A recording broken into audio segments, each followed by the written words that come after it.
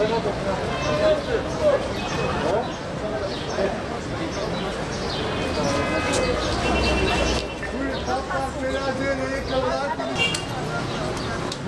bir tane ayakkabılar, ayakkabılar bir de buyurun.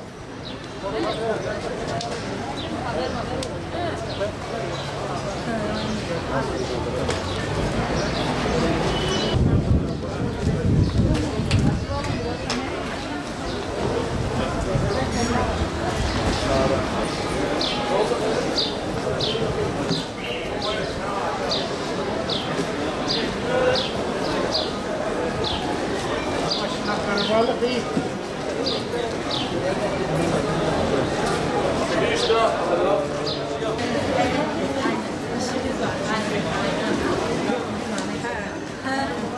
Aynen aynen.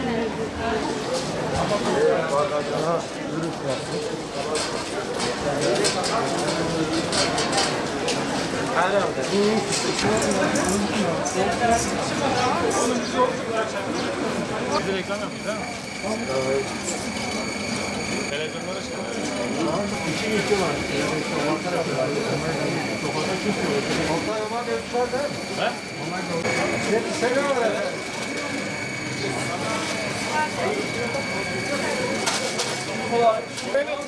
Üçlük ver. İki kaynak. İki kaynak.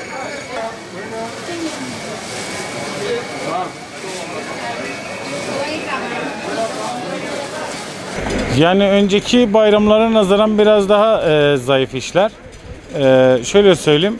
Çok şükür elhamdülillah. İnşallah şu musibet başımızdan gider de biz bu işlere de razıyız yani. Allah daha kötüsünü vermesin. Daha iyi günler bizi bekliyor. Biraz daha sakin alışveriş yaparsak her şey daha iyi olur. Daha güzel günler bekliyor bizi. Nasıl alışveriş oluyor mu? Alışveriş tabii ki yani daha önceki Ramazanlara göre bir %50 bir azalma var. Yani olacak o kadar. Yapacak bir şey yok. Elhamdülillah çok şükür.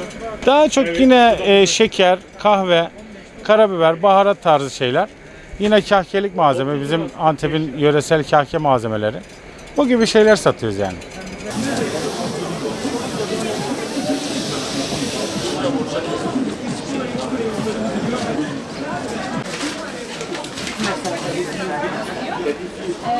Gelmezse değiştirmek lazım.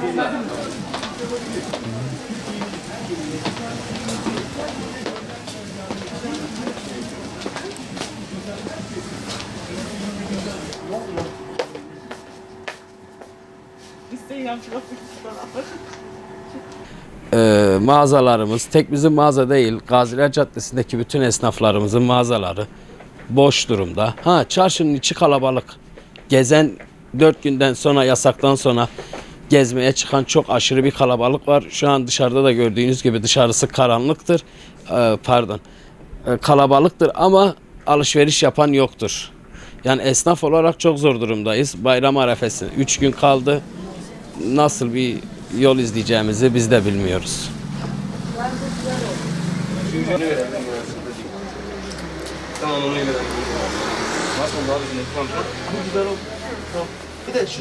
Yani şu an işler yok yani oturuyoruz. Mesela geçen bayrama göre iş çok zayıf. Şu an normal günden daha bile kötü yani diyebilirim.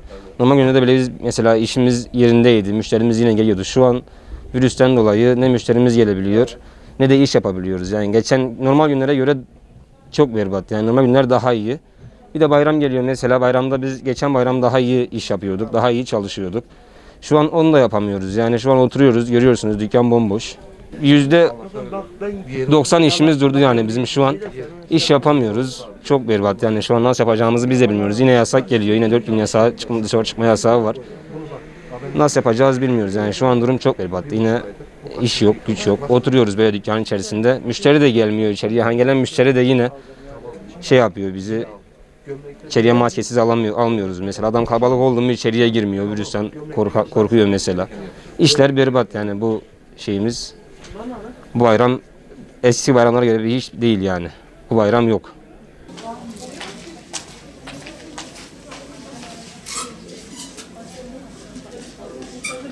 Hayır, alışveriş açıkçası çok zayıf. Zaten 4 gün tatil olması insanların zaten dışarı çıkmayacağı için pek alışverişe yönelik değil zaten. Yani salgın çıktığından bu yana 2 aydır oturuyoruz zaten.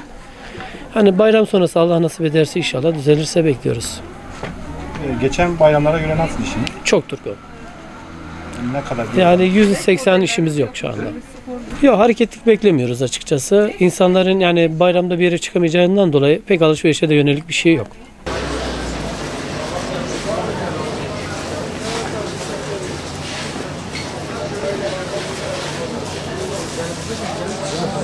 Elmacı pazarında durumlar çok kötü. Neden derseniz, ben 45 yıldan beri bu çarşıdayım.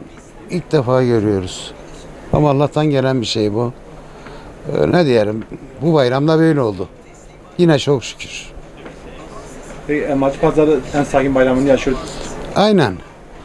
Yani ben 45 yıldan beri görmedik yani böyle bayramları.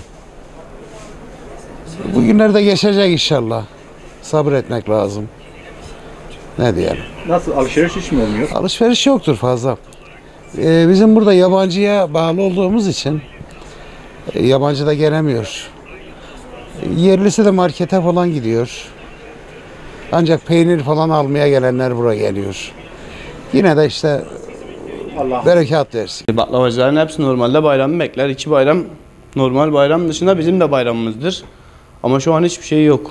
Yani %80, %85, 90 diyebilirim. Hatta hani iş de yok. Gelen giden de yok.